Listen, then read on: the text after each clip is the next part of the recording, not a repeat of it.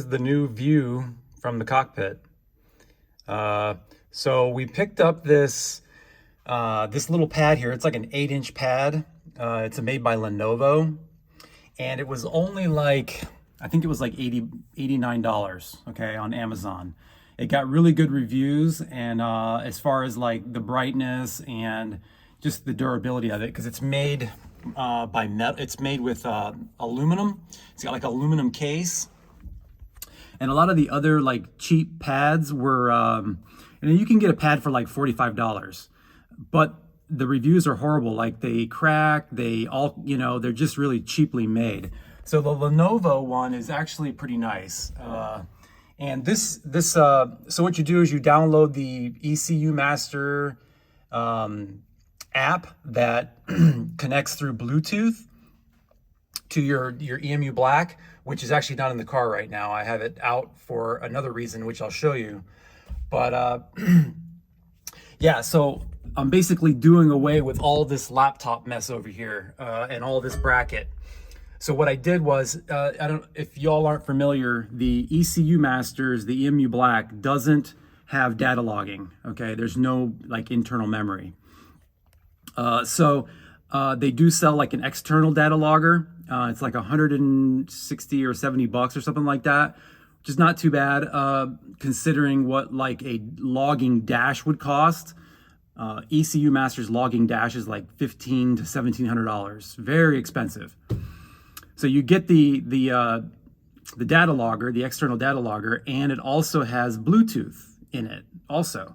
So it'll transmit Bluetooth. So when we wire that in, I actually don't have it yet, but when I wire it in, I'll mount it somewhere, and then this will connect directly to it.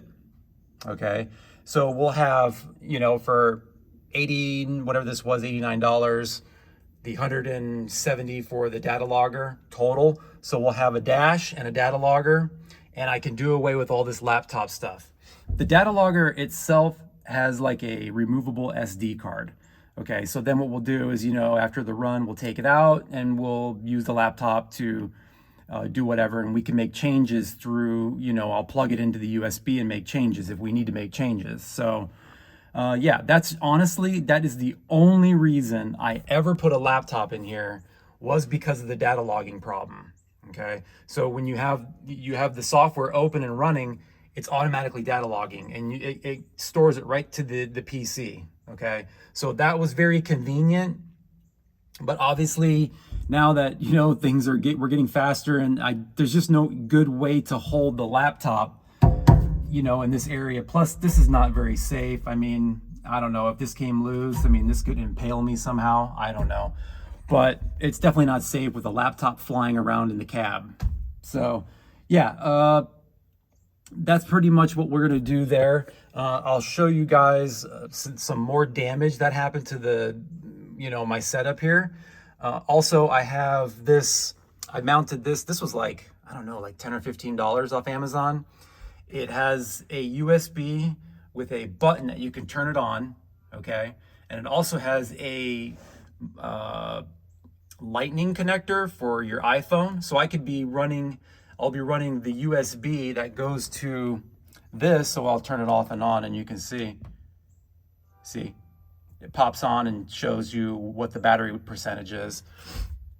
Also has a voltage indicator on it. It's pretty cool. And then all you got to do is hook it up to 12 volts. But anyway, it also can charge my phone, so I can mount my phone somewhere, which I was thinking of doing, is for, maybe make a mount in this area for my phone, so that I can also like record the runs, or, record my reaction or the car, whatever. And then I can plug in the phone as well. So yeah, that's pretty cool.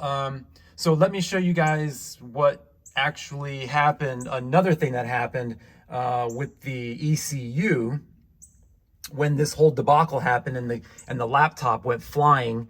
Okay, I'll show you guys what happened, because it pulled on the, let's see. Yeah, this is the micro USB connector, okay?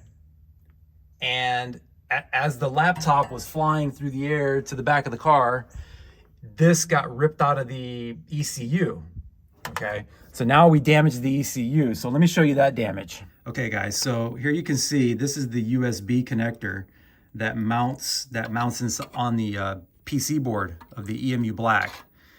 Okay, and it ripped it right out. I don't know if you can, how good you can see that, but you know, it's like all these pins are like broken off. So Amazon sells these little board connectors, so I ordered some and I'm just gonna replace it.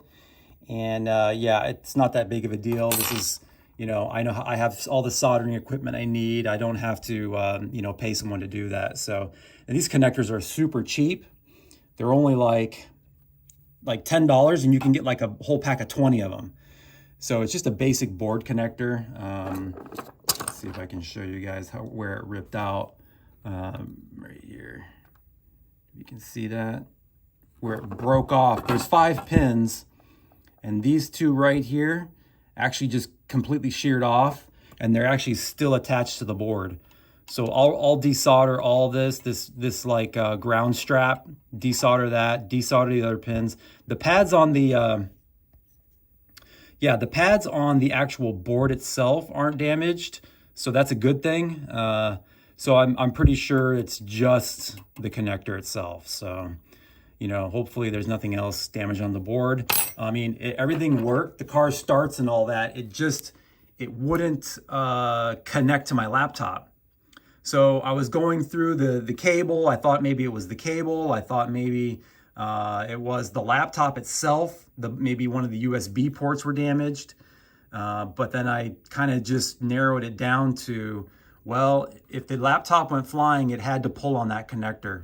And sure enough, it did. So anyway, it should be an easy fix. I'll get the connectors tomorrow and we'll solder that in. All right, guys, so back to the dash. I just wanted to show you guys some of the features it has. So you have like 4 different, you know, screens you can select. I'm not 100%, I haven't gone through it totally. I don't know if there's like a shift light I can use. I mean, I still have my shift light here that I'm gonna be using, but there may be like an integrated one. I'm not 100% sure. And I don't know how this is gonna look as, you know, when the engine's running. So, but you do have like a lot of different, and you can change these, okay? So if you wanted to change this from, like if you wanted to change this from gear to say map, put that there and then hit set, and there it goes. It changes it to map, okay? Oil temperature, we can change that to, we'll change that to oil, or let's see. I don't know, we can change that to, it's on oil temperature now. We can change it to fuel pressure. Okay, now we have fuel pressure there. So yeah, and then you can just switch through the map. So if you wanted to look at, you know, then I can change these. So you can make this not RPM, you could make that map, whatever. So right now I have it set on the first map, which has pretty much everything: RPM, map, coolant, AFR, battery voltage, which I may change battery voltage because I have it here, and I also have another one down here too that I monitor battery voltage. So, and then fuel pressure. So like I have everything I need right here. It's kind of nice to have the like when you're getting ready to go, I may switch it to this so that I have a nice big RPM sweep that I can kind of glance at. And, you know, you can maybe set an RPM. I'm not 100% sure of that. I haven't gone through all of the settings yet to see if I can do that, but I do know that, you know, you can change colors, like the accent color, whatever. And we'll go back to that. But yeah, it's pretty nice. And this is actually the ECU Masters software, okay? So there's a couple other ones, like I know, don't quote me on this, but I think they're called, one's called Real Dash and the other one's called True View or something like that. I'm not 100% sure. But, you know, you can download those too and then try them, see what they look like. Maybe they have more features.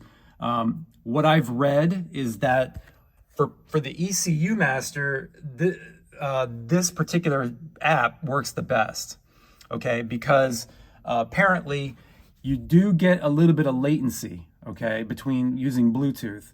So I don't know how that's gonna work out yet, we'll see. Again, you know, if it's a little latent, I'm not that too concerned about it. And one of the reasons is because, you know, when you're when you launch the car and you're racing, you're not going to be looking at your gauges, okay? You don't really do that. What it's for basically is to like if I'm sitting there in the pits monitoring or in the staging lanes, I can monitor everything. Okay, my coolant's good. I'm not overheating. My AFRs are on target. I've got decent battery voltage. My fuel pressure's good. I don't see any issues. I can have oil pressure, even though I have a mechanical gauge over here, but I can check everything. And then when you go to launch, you're not really looking at that. You're looking at your shift light and you're driving the car. So latency is not that big of a deal. Now, if I was road racing or something like that, and I'm trying to do laps and shift points and all that, maybe it would be a thing, but to me, it's not that big of a deal. So anyway, yeah, that's where we're at right now. I'm gonna go ahead and start removing all this stuff, and yeah, I don't know what else I can show you on this video. I just wanted to show you guys that you can use one of these tablets, and it's much more economical.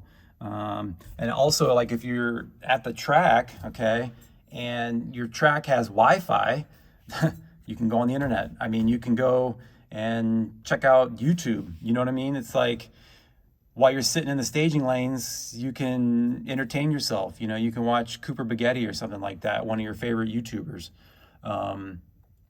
So yeah, we'll do that. And then you can also take videos. It's got, a camera right here. I can videotape myself or whatever, I mean, it's got different pages. I mean, it's pretty much endless. You can do whatever. See, we can check out Ben Affleck or Dennis Rodman or whatever we want to do, So anyway, it works good. And you can't beat the price. I mean, $89 plus, plus the tax or whatever, but still, I mean, look how bright that is. Like that is super bright. And I went ahead and just kind of like used a couple metal brackets, bent them to bolt to this plastic piece here, and then bolted it down here. And I used a little spacer to get it up off the plastic a little bit, and then used some industrial strength Velcro. Okay, so this is super strong. Like I can barely pull it off. So I don't think that this would be a problem as far as like just flying off like the laptop did. So, and I also have it set to never turn off. Okay, so I have to physically come up here and turn it off. Okay, so you just don't, I made sure there was no screensaver in order, so when you're sitting there, it doesn't like turn off on its own. So yeah, so anyway, guys, that's gonna do it for this video. I just wanted to show you all that, and hopefully it helps someone out there who's thinking about getting something like that. And like I said, I'll have more videos in the future on, how it works and how we're gonna connect it and all that. So anyway, it's gonna do it. Check you all later.